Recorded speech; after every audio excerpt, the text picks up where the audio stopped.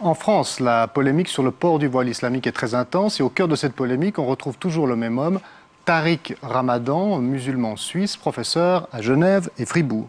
Tariq Ramadan est un homme pour le moins controversé. Est-ce un musulman moderniste ou un musulman intégriste? Certains disent même qu'il a des relations avec les milieux terroristes. Cet intellectuel est également une star dans les banlieues françaises. Voici donc son portrait préparé par Jean-Philippe Chalère.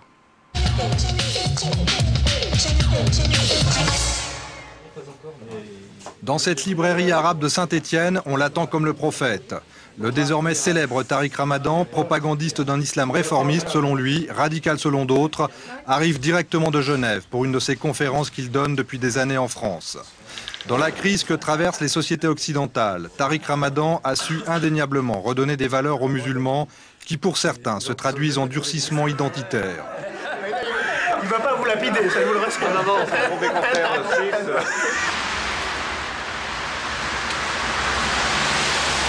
Discréditer ce combat, disent... 700 personnes, en majorité de jeunes musulmans, se pressent dans un théâtre de Saint-Étienne. La moitié des femmes sont voilées. Thème de la conférence de ce soir, l'islamophobie. Critiquer l'islam, parce qu'on a des questions à poser à cette religion, ou critiquer les musulmans, c'est légitime. Nous sommes dans un débat, il faut l'entendre, il faut être prêt à la critique. Je ne comprends pas ça, j'ai la critique de ça, qu'est-ce que cela veut dire?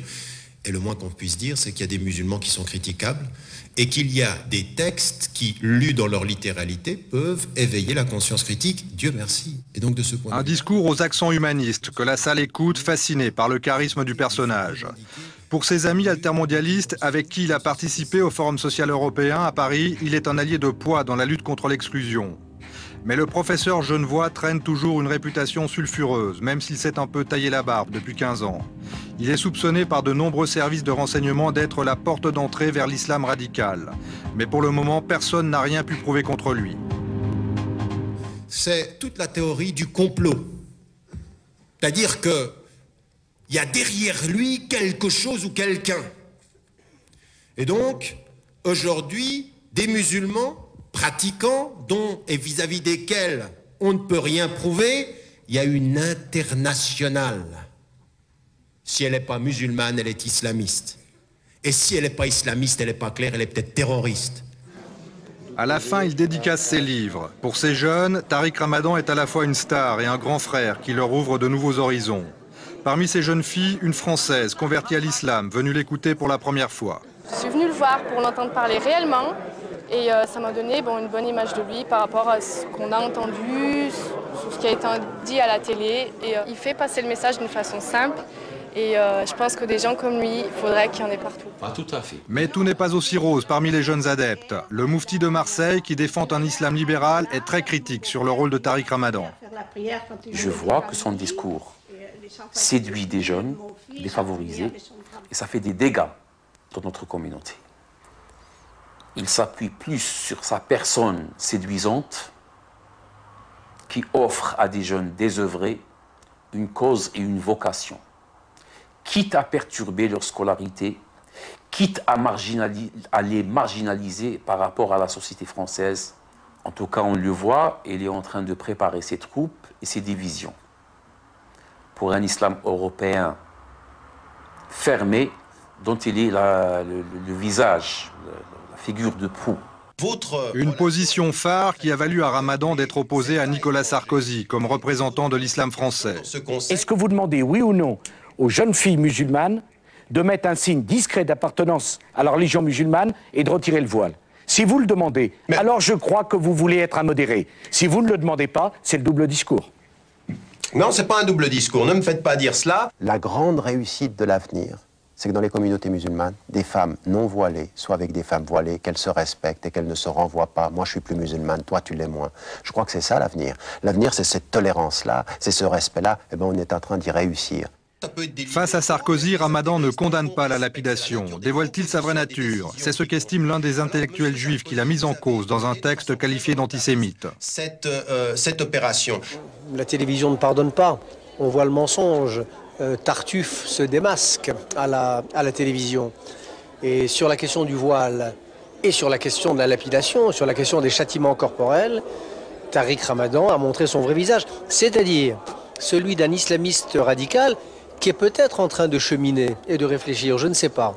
Vous savez, je fais toujours crédit aux hommes. Enfin, aujourd'hui, le visage qu'il a offert était celui d'un islamiste radical pour qui la liberté d'une femme ne vaut pas la liberté d'un homme, pour qui le droit d'aller dévoiler pour une jeune femme ne va pas de soi, et pour qui la peine de lapidation est une peine discutable, qui doit faire débat, mais pas monstrueuse en cas d'adultère. Je condamne la lapidation. Ce que je dis et ce qu'on a voulu entendre. Vous savez, parfois, on entend ce qu'on veut entendre quand quelqu'un s'exprime et contre lequel on est malveillant.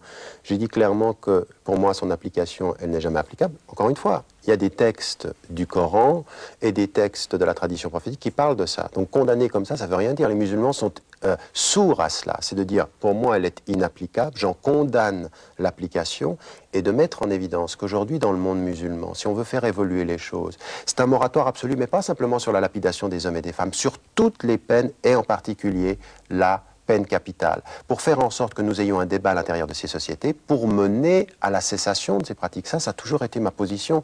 Je le dis depuis des années. Simplement, moi, je ne suis pas de ceux qui pensent que pour faire plaisir à l'Occident, on met une jambe sur l'autre en disant, vous savez, moi, je suis très bien.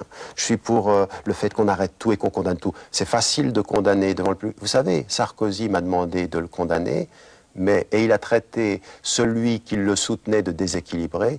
Il aurait été le dernier à oser dire publiquement que le roi Fahd d'Arabie Saoudite était un déséquilibré profond parce qu'il l'applique. Vous savez pourquoi? Parce que l'économie a ses raisons, que le silence va cautionner. Et moi, je ne suis pas de cela. C'est une chose. Internationalement, le président actuel, Nicolas Sarkozy, a été mon chargé de relations publiques.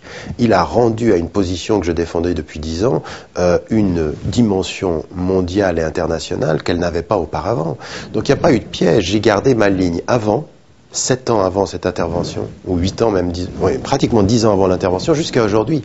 La question du moratoire, c'est celle que je revendique. Simplement, pour ce qui le concernait, c'était de me faire tomber dans un piège de 3 minutes. Dans un livre, Michael Darmon, qu'il a écrit après, au moment où Nicolas Sarkozy se présentait à la présidence, il relève que, en fait, c'était préparé, c'était minutieusement préparé. Il fallait me faire tomber dans le piège du moratoire et être soft, ont-ils dit, sur la question du foulard islamique. Et c'est exactement la stratégie qu'ils ont adoptée. Ce qui a amené les gens à ne pas écouter ce que j'avais dit, parce que ce que j'ai dit très très clair et en 3 temps. D'un point de vue personnel, l'application de la lapidation, je m'y suis opposé. Je m'y suis opposé au Nigeria, je me suis opposé dans les pays d'Afrique, mais je m'oppose dans les pays les plus riches, les pétromonarchies vis-à-vis desquels, effectivement, l'Occident, malheureusement, ne dit rien parce qu'ils ont, comme je le répète souvent, l'argent pour nous faire taire. Et ma position, elle est extrêmement claire. Elle est de dire, des textes existent dans les sources scripturaires du Coran et de la tradition prophétique. Ils existent. On ne peut pas le nier, ils sont là. J'ai 3 questions à poser aux savants. Qu'est-ce que disent exactement ces textes? Quelles sont les conditions d'application de ces textes et dans quel contexte? Et pendant que nous avons à débattre dans le monde musulman, dans les sociétés majoritairement musulmanes, de ces 3 questions-là, il faut tout cesser. Il faut cesser, au nom de nos principes, l'application de tous ces textes parce que nous sommes traîtres à l'esprit et à la règle de l'islam. Pourquoi? Parce que aujourd'hui, dans le silence des femmes et des hommes, pauvres, et en général surtout des femmes, et surtout les pauvres, sont tués, sont exécutés, lapidés parfois, ils subissent des châtiments corporels et des opposants, la peine capitale, sans que personne ne dise rien, ou alors on dit c'est pas vraiment l'islam. Et donc ma position, elle est de dire faut cesser, faut ouvrir le débat, avec l'idée que, pour moi, évidemment, elles ne sont pas applicables. Alors on a fait comme si on n'entendait pas le fait que j'ai dit que ça n'était pas applicable. On a fait en sorte de penser que je pouvais soutenir ceci, ce qui n'était pas du tout le cas. Et ma position, elle est très claire. Aujourd'hui, au Pakistan, en Indonésie, en Jordanie, au Maroc, j'ai discuté avec des savants et j'ai fait un appel international à un moratoire sur ces dimensions-là. Qui aujourd'hui est l'hypocrite? Qui aujourd'hui fait montre d'hypocrisie? Ma position qui est restée la même depuis plus de 10 ans, ou le président Sarkozy et tant d'autres présidents en Occident qui sont à nous appeler aux droits de l'homme quand il s'agit de les défendre théoriquement et dans les salons de nos capitales, mais se taisent d'un silence assourdissant quand il s'agit de dénoncer la politique, par exemple, de la des pétromonarchies de l'Arabie Saoudite et qui appliquent les châtiments corporels, qui appliquent la peine capitale et qui appliquent la lapidation, et de partir en Arabie Saoudite et à Riyad et de nous faire un discours depuis Riyad appelant le monde à considérer l'islam modéré de l'Arabie Saoudite. C'est quand même un monde, c'est quand même un monde. Donc 5 ans plus tard, j'ai la mémoire et le souci de la cohérence. Les médias ont moins de mémoire et s'intéressent peu à la cohérence.